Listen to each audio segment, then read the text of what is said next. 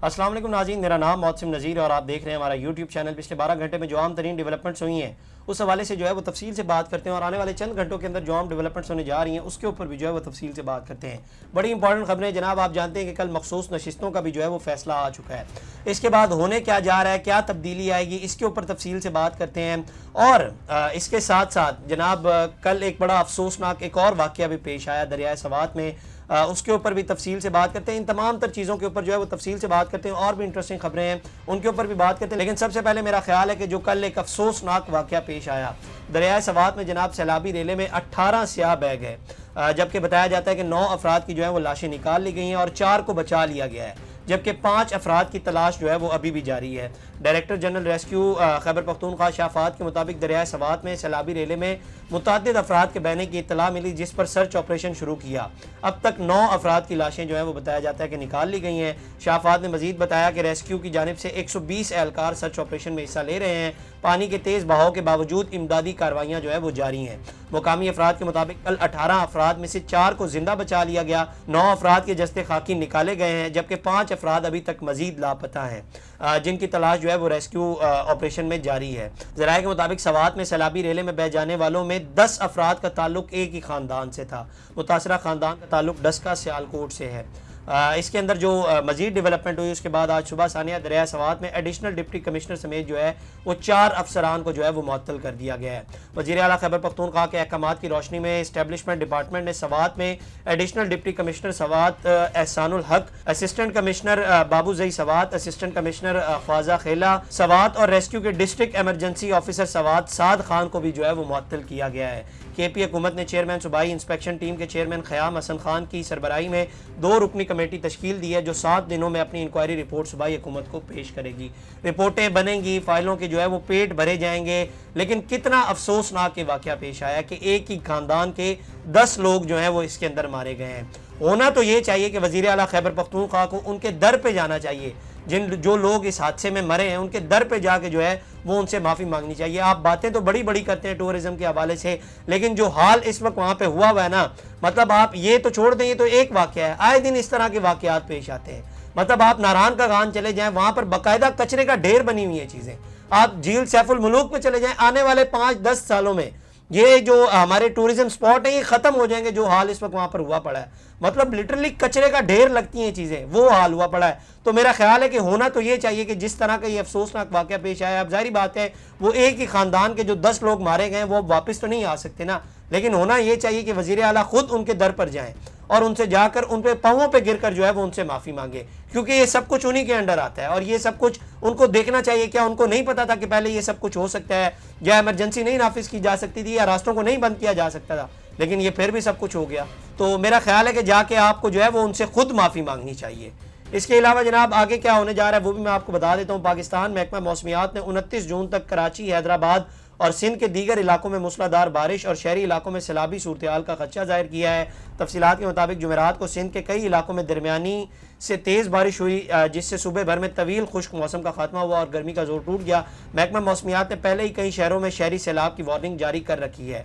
अपनी ताज़ा तरीन मौसमी एडवाइजरी में महकमा मौसमियात ने बताया कि सूबे पर मजबूत मानसून हवाएँ असरअंदाज हो रही हैं। तो अपना और अपनी फैमिली का जो है वो ख़ास ख्याल रखें कि बारिशें हो रही हैं और इन बारिशों की वजह से जो है वो बहुत से हादसात हो रहे हैं। बच्चे बाहर नहा रहे होते हैं, वो बारिश के पानी में डूब जाते हैं और बहुत से हादसात होते हैं।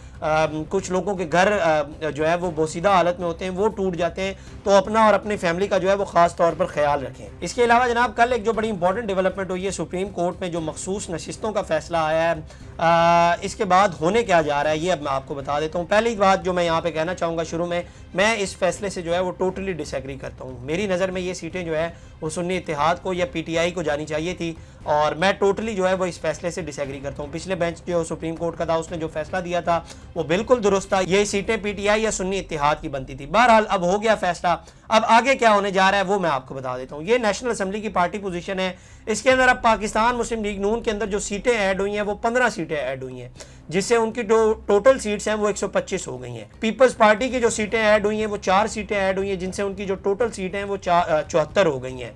अब पीपल्स पार्टी और नून लीग में जो है वो ये एडिशन होंगी सीटों की और 19 सीटों को इस तरह जो है वो डिवाइड किया जाएगा। लेकिन इससे होगा क्या कि नेशनल असेंबली में हुकूमत के पास जो है वो 237 सीटें जो है वो बन जाएंगी, सारी जमातों की मिलाकर जेन में रखेगा तो जो है वो 237 की तादाद जो है वो पूरी हो जाएगी।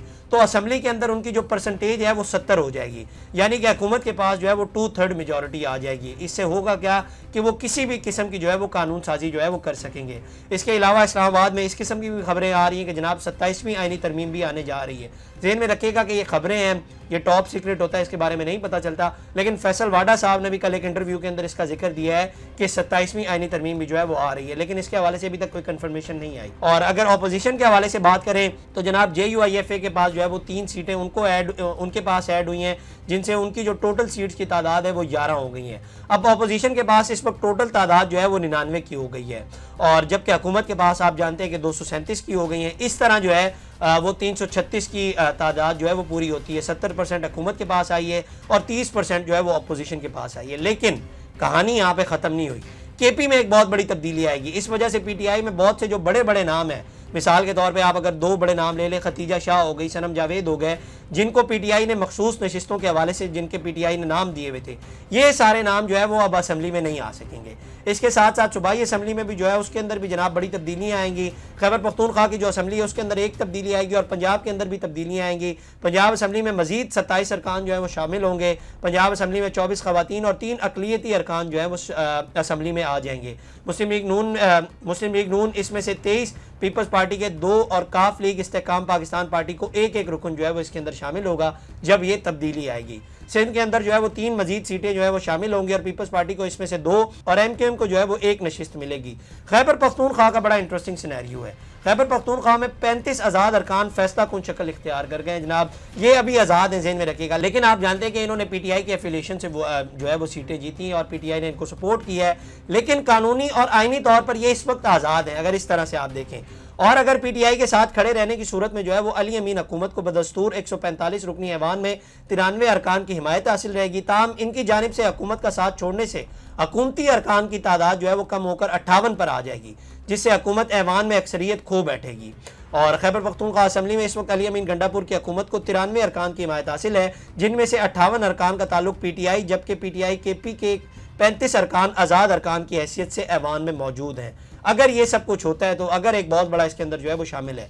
दूसरी जानिब अपोजिशन की 5 जमातों के 27 अरकान ऐवान में मौजूद हैं, जिनमें मुस्लिम लीग नून और जमीयत उलमा इस्लाम के 9, पीपल्स पार्टी के 5 अरकान, जबकि ANP और PTI पार्लियामेंटेरियन के 2 अरकान ऐवान का हिस्सा हैं।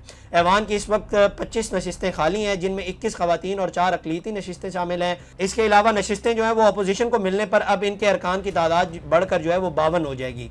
ताहम ऐवान में सादा अक्सरियत के लिए 73 अरकान की ज़रूरत है, जिसके बाइस ऐवान में मौजूदा आज़ाद अरकान फैसला कुन किरदार अदा करेंगे। इसलिए मैंने आपको बताया कि 21 और अरकान की जो है वो अभी तक ज़रूरत है, तो इसलिए उन 35 जो आज़ाद हैं उनकी इंपॉर्टेंस जो है वो बहुत ज़्यादा बढ़ जाएगी। अब वहाँ पर देखते हैं कि क्या लोग छोड़ते हैं या नहीं, फ्लोर क्रॉसिंग होती है या नहीं, ये आने वाले दिनों में जो है वो पता चलेगा। दूसरी बात ये कि आमिर इलियास साहब बड़े सीनियर जर्नलिस्ट हैं, आप सब ने उनका नाम सुना होगा। उन्होंने कल एक प्रोग्राम के अंदर गुफ्तगू करते हुए उन्होंने दावा किया कि खैबर पख्तूनख्वा के अंदर जो PTI की हुकूमत है वो जाने लगी, अनकरीब वो जाने लगी है। उन्होंने कहा कि उन्होंने एक और भी प्रेडिक्शन की, उन्होंने कहा कि जो अगला CM होगा खैबर पख्तूनख्वा में वो JUIFA से होगा। अब जाहिर बात है ऐसा होता है या नहीं, लेकिन आमिर इलियास राणा साहब बड़े सीनियर जर्नलिस्ट हैं और उन्होंने एक किस्म की प्रेडिक्शन की है कि ये सब कुछ जो है वो आने वाले दिनों में होने लगा है। अब क्या ऐसा होता है या नहीं, ये आने वाले दिनों में पता चल जाएगा। ये जनाब अब तक की डेवलपमेंट्स थी। अगली वीडियो में आपसे दोबारा मुलाकात करेंगे, अल्लाह ने की बात। इस तरह की और वीडियोस देखने के लिए सब्सक्राइब कीजिए हमारा चैनल और देखते रहिए PSPKG न्यूज़।